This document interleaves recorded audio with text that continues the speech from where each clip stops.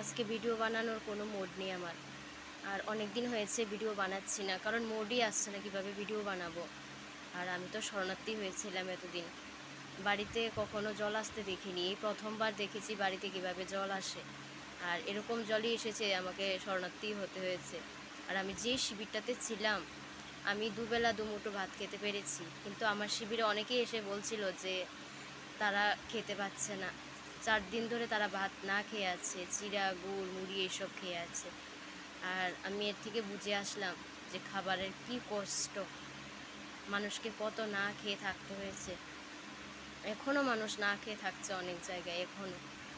সুতরাং যারা খাবার নষ্ট করছি, আমরা যেন খাবারটাকে বাঁচাতে পারি, নষ্ট না হয় সেদিকে সবাই লক্ষ্য রাখবো।